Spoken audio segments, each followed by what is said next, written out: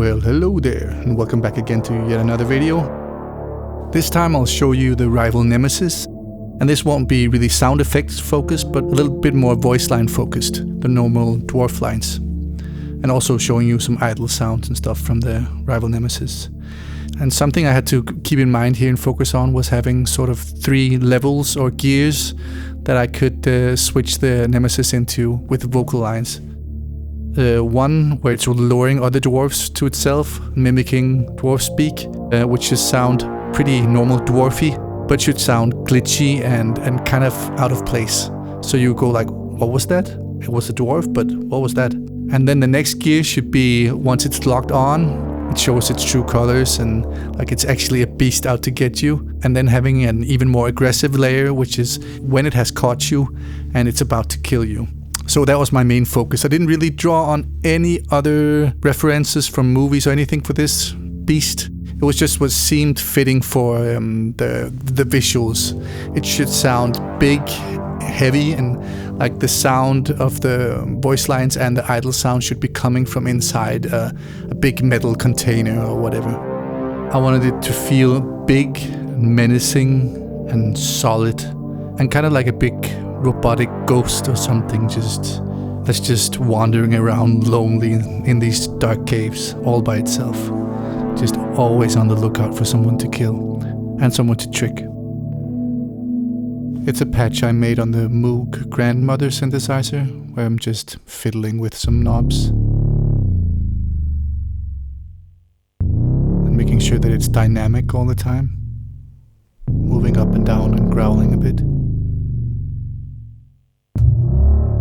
Here you can hear it with the reverb on, which makes it sound like it's in a big tin can. And this is off. Sounds very flat in 2D. And here it seems more like an entity that's breathing or something. I cut a lot of bottom end off the sound because it's very bassy. Then I put on the reverb sound, which is actually a recording from inside a washing machine. So what you're hearing is my sound put inside the sound of something being inside a washing machine.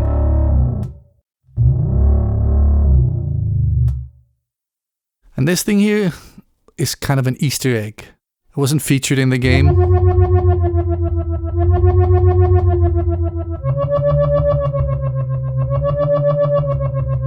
Let me know if you know the inspiration for this sound.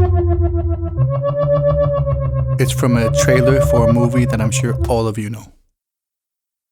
And as I said, this specific sound didn't make it into the game because as an idle sound, this sound would call too much attention to itself. And a quick word from our sponsor. I actually don't have a sponsor, but you could be my sponsor. Sounds amazing, right? I know you want to. You can donate whatever amount of money you want. You can have a look at the description and see how you can support me because I'm doing all of this in my spare time. You can go to the Epic Store and have a look at my sound packs if you're producing games for the Unreal Engine, or you can go to Buy Me a Pizza and donate whatever you want, or you can go to Bandcamp and have a listen to some music I made that has nothing to do with Deep Rock Galactic at all, and you can donate there as well. And I think that's all. Let's continue with the video. So let's move on to the voice lines from the Nemesis. Sounds like a broken recording of a dwarf. You can hear that I recorded or I edited in some stuttering. So it seemed like the Nemesis was kind of glitchy, and you would actually notice that something's off. Like the first time you hear this sound, you can hear like it sounds like a dwarf, but what is going on with that dwarf? It has some radio speaker filter effects on it, and it has the same washing machine recording applied to it, so it sounds like it's coming from the same washing machine. And then I put these things in the background, little glitches, so it sounds like a broken radio or something. And then this layer as well, to add some more sci-fi-ness to the overall feel. And then some radio static in the background. And let's move on to when it actually acquires a dwarf target. It switches mode completely and becomes a lot more aggressive.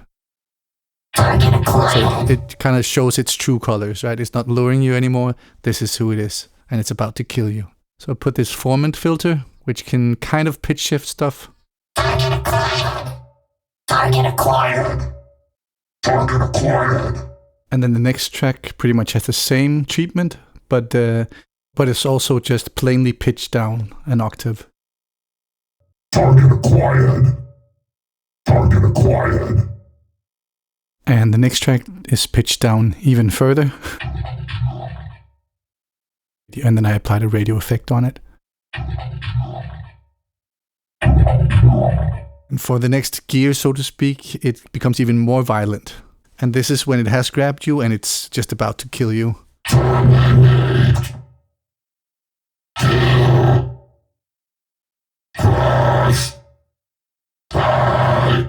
So this is done by applying the exact same effects that I just showed you, but one more layer on top, which is a vocoder. An old technique from the 60s and 70s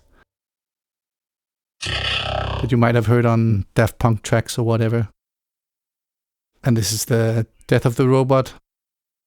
I have watched Betsy glitter in the dark. They have this descending, glitchy sound. Tears in the rain.